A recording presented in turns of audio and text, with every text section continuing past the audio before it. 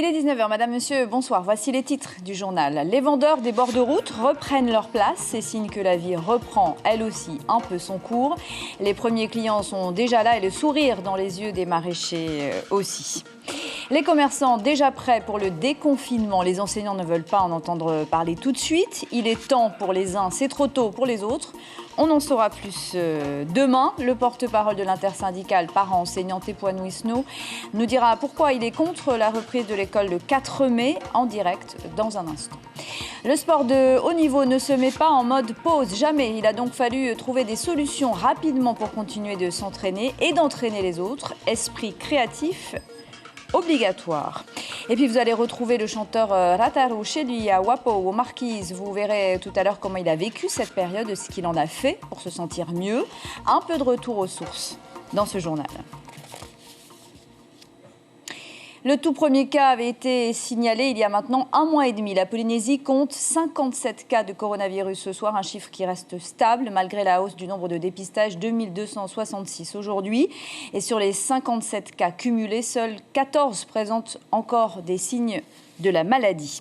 Le déconfinement autorisé à petits pas, je vous le disais, et avec lui le retour des habitudes qui semblent déjà loin. Ce ne sont pas les vendeurs de légumes qui vont dire le contraire. Ils avaient retrouvé le sourire ce matin à Marina en installant leur stand à l'aube, comme avant le drame sanitaire qui les a empêchés d'avoir une clientèle. Mais impossible de faire comme si de rien n'était, car même si les clients étaient déjà au rendez-vous, les masques sont là pour rappeler que les choses ont changé, en tout cas pour l'instant. Stéphane Ratino, Patita Saver. La nuit s'enfuit et laisse pareil une rosée dans un jardin oublié, cette part de vie que le jour sait accueillir.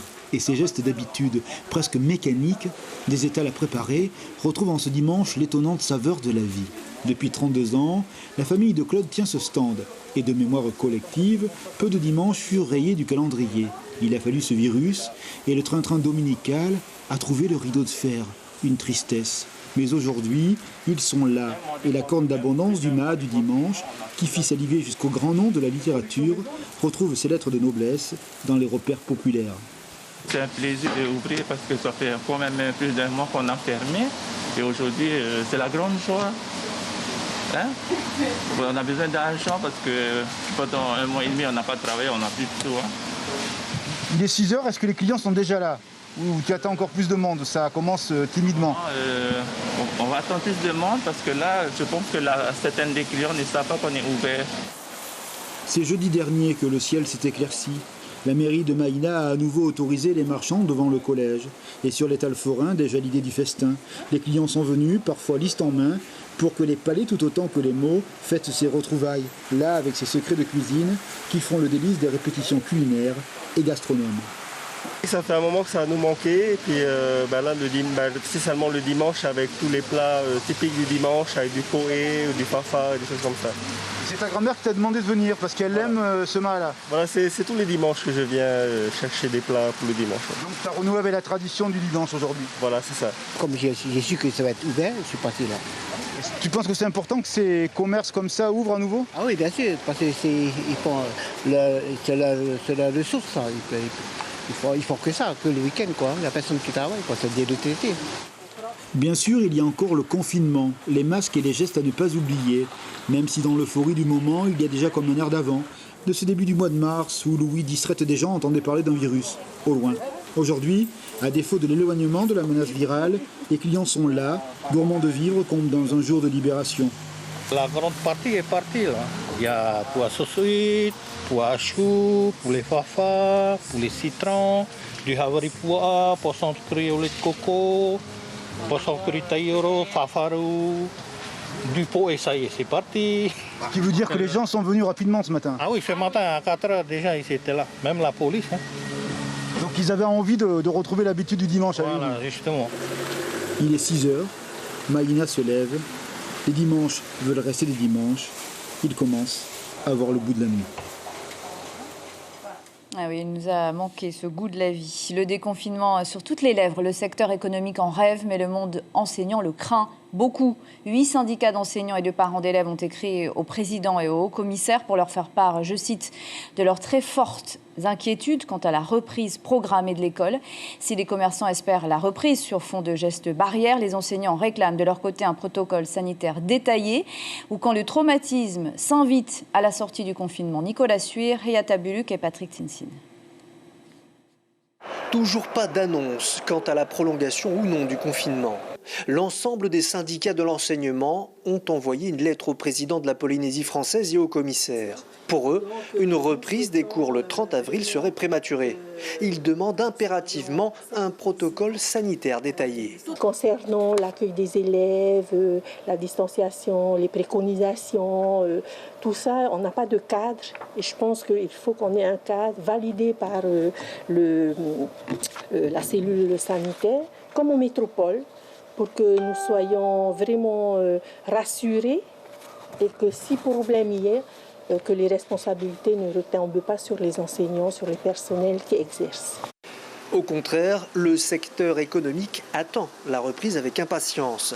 Cette quincaillerie n'a jamais fermé, elle était ouverte les demi-journées à cause du peu de clients. Aussi, elle espère un déconfinement pour en avoir plus. Elle respecte déjà beaucoup de précautions. Les hôtesses de caisse ont des gants, des masques et le plexi en plus, parce qu'elles manipulent de l'argent quand même et c'est sur les plus exposés du magasin. Donc sur les téléphones par exemple, tous les jours, on met du film et on l'enlève. Pareil sur les TPE, on l'enlève, on le change tous les jours. C'est du film étirable, tout simplement. Ici, masques et gel sont obligatoires pour les clients. Après, s'il y a des gens qui ne veulent pas acheter le masque parce que ça arrive et qui n'ont pas dans la voiture, on les invite à rester à l'extérieur du magasin, on prend leur commande et un vendeur ou un responsable va chercher son produit dans le magasin et on l'invite à venir à l'accueil pour pouvoir régler sa marchandise. L'inquiétude, c'est que la maladie se repropage et d'être confiné. Donc c'est pour ça que nous, pour ne pas en arriver là, on préfère prendre des mesures préventives. Voilà. Ce salon de coiffure est fermé depuis un mois. La gérante en a profité pour faire des travaux. Aujourd'hui, elle est plus que prête à accueillir les clients en respectant toutes les précautions qu'on lui imposera. Notre intérêt, c'est de prendre pas trop de personnes, quitte à faire des nocturnes.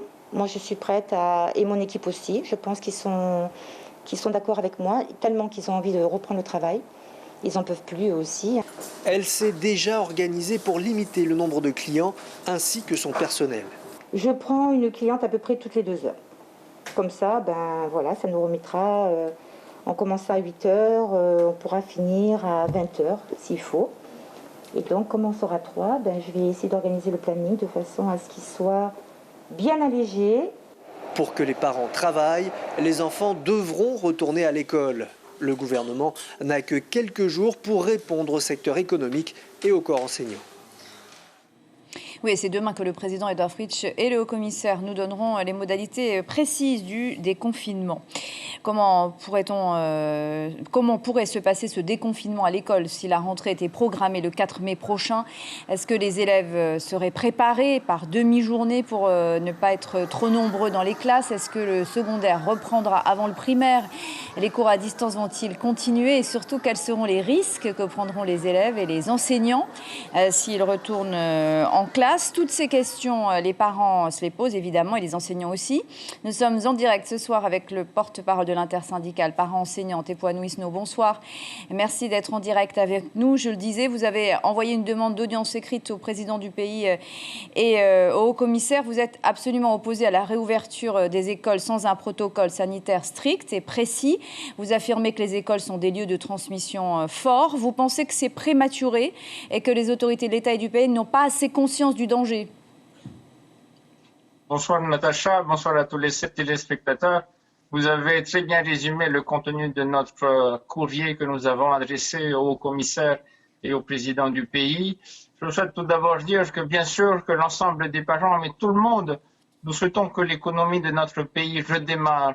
Il n'est pas question pour nous de vouloir empêcher la relance de l'économie parce que c'est ce qui fait vivre toutes ces familles qui aujourd'hui viennent aussi me dire nous avons besoin de travailler parce que nous n'avons pas d'argent pour nourrir les personnes à la maison. Et je les entends aussi dans le discours qu'aujourd'hui je tiens qui est de vouloir repousser la rentrée à partir d'août c'est exactement la même demande qui est faite par les syndicats et les patrons de métropole, qui est aujourd'hui de repousser la rentrée en septembre.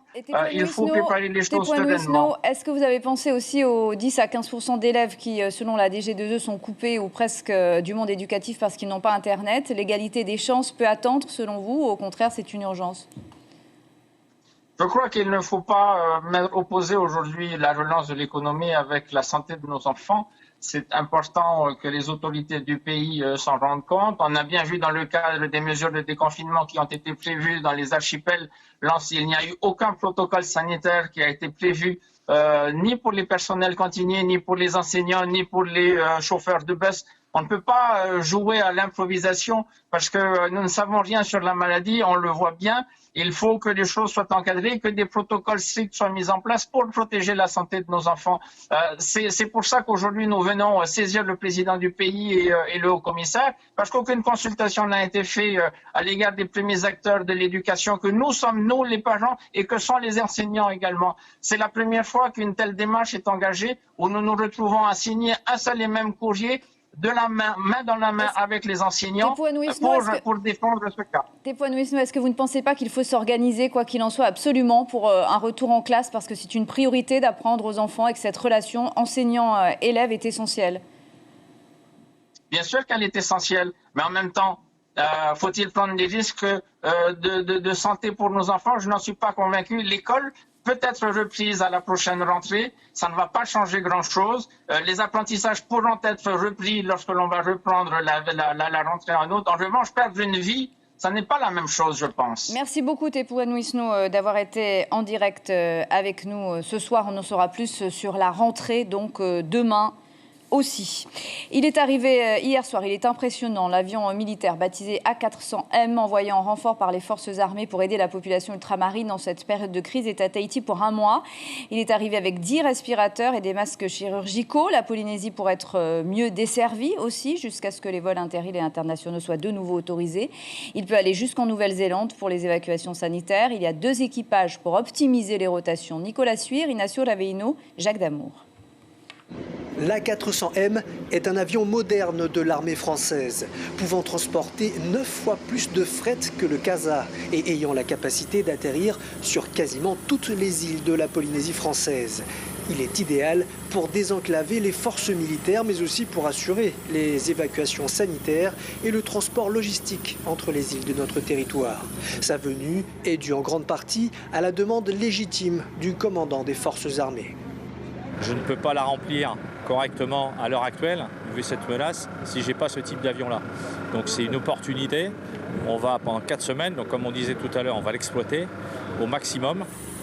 À bord, 2 équipages et une équipe de techniciens pour pouvoir décoller à tout instant. Des militaires ayant passé 14 jours en confinement avant de venir en Polynésie.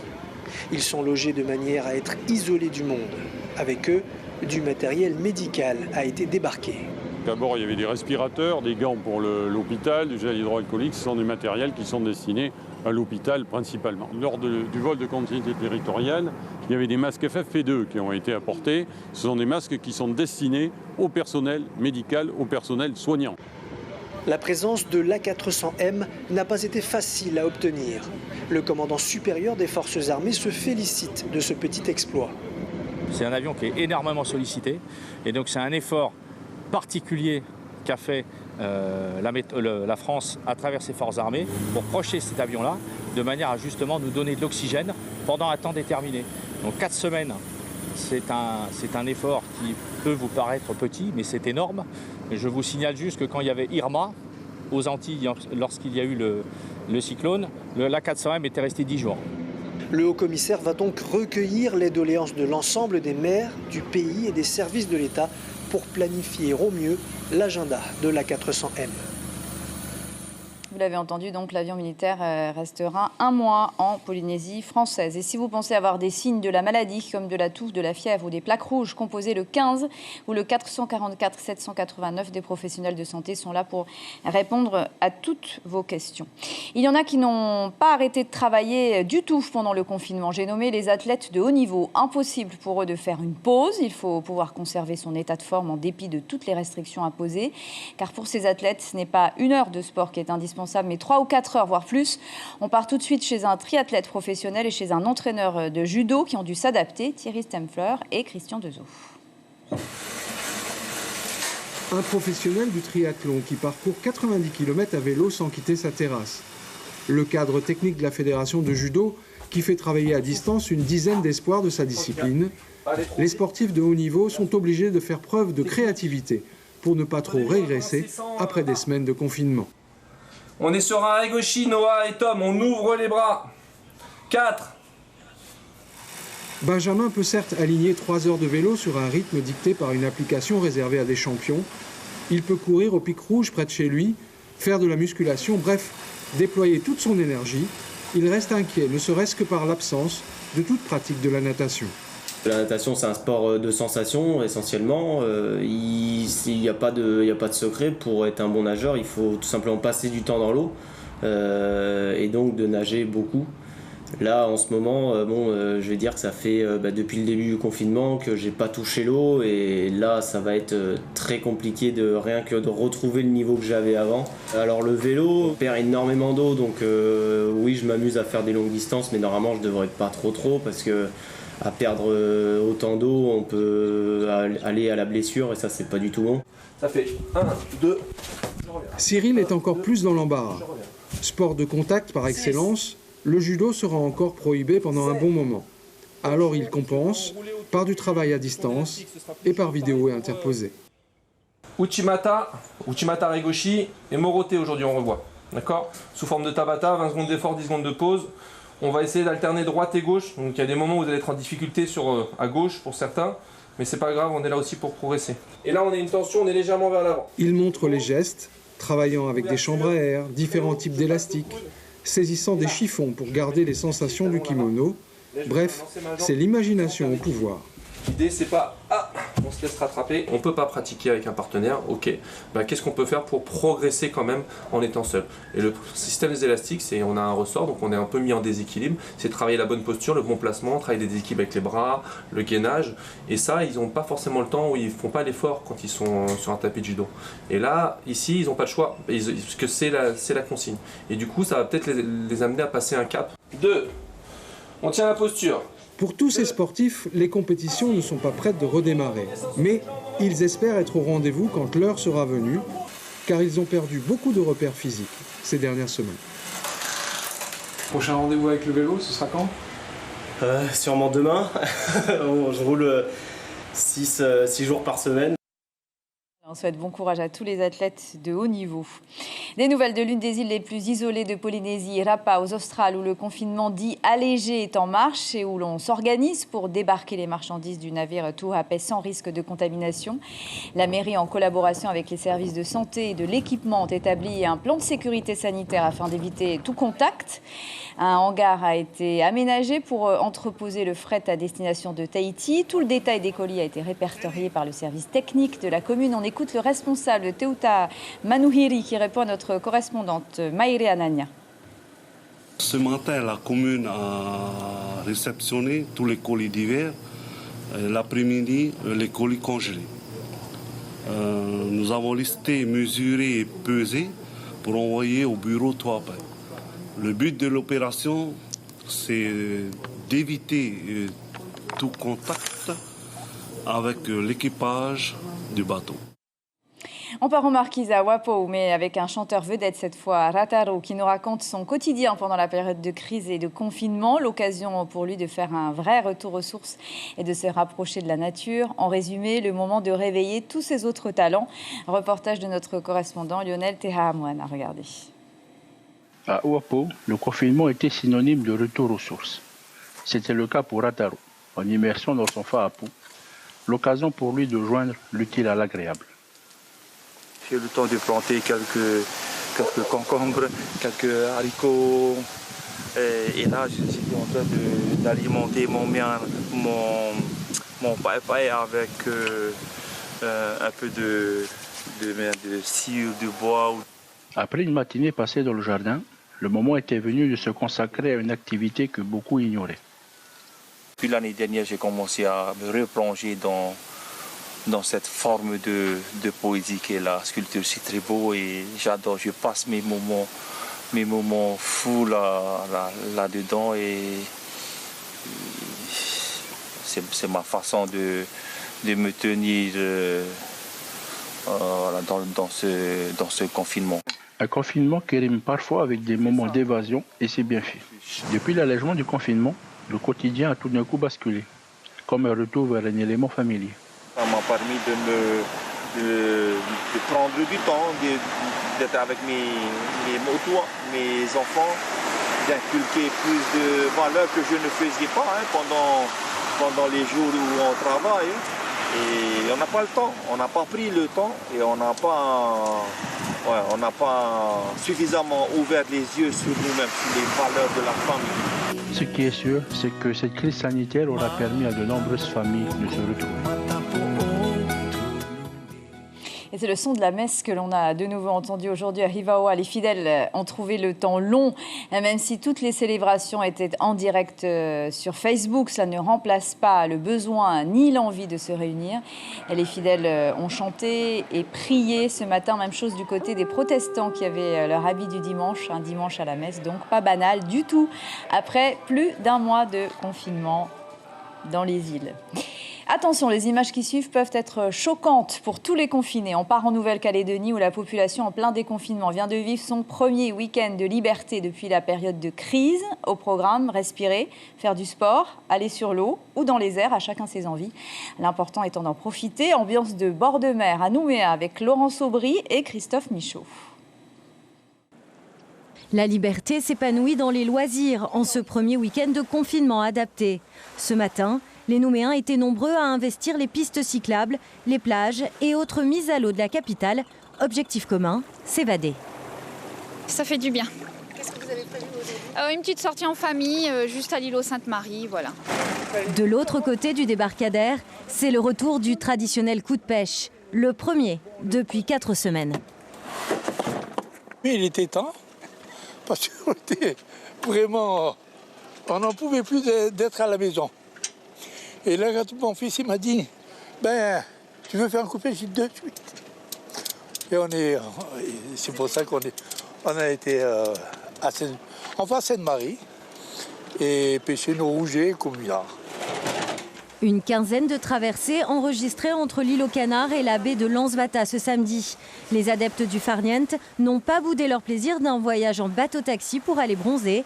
Quand des familles retrouvaient le plaisir d'être ensemble autour d'un pique-nique, les pieds dans le sable. Se retrouver en famille, c'est agréable. On respire, on vit, mais on respecte les barrières. On ne s'est pas fait la bise ce matin, mais voilà. Je suis venu me ressourcer, prendre un peu de l'air. Ça nous fait plaisir de sortir un peu à la mer, la pêche, voilà. C'est pour ça qu'on est un peu... on sent un peu la liberté. Une liberté également visible dans le ciel. Portés par les courants d'air, les parapentistes planaient. Un sentiment largement partagé. Et ce sera bientôt notre tour, on croise les doigts. Quoi qu'il en soit, restez prudents. N'oubliez pas les gestes barrières pour vous protéger et protéger les autres. Lavez-vous régulièrement les mains, toussez, éternuez dans un mouchoir à usage unique. Ne vous serrez plus la main et ne vous embrassez plus.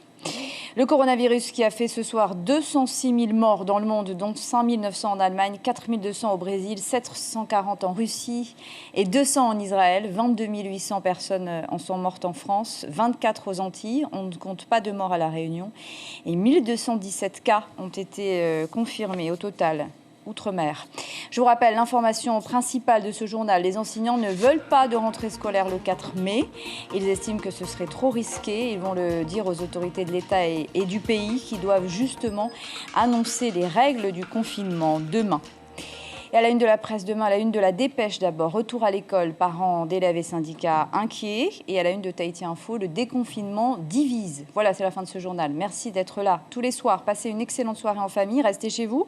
Cela ne devrait plus être long. Demain soir, vous retrouverez Chiquita Teiva Darouzès. On se quitte en chanson avec les gestes barrières vus par le gagnant de Koh Lanta, Teheura, et ses amis. Restez optimistes.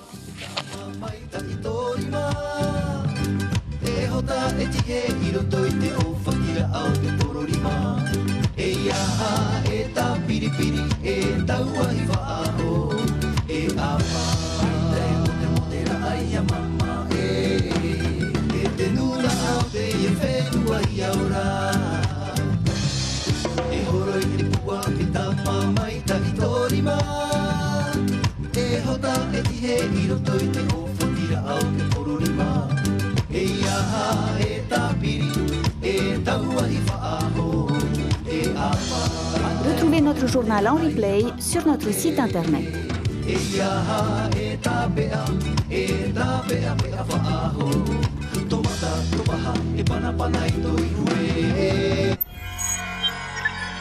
Retrouvez ce programme en replay sur notre site internet.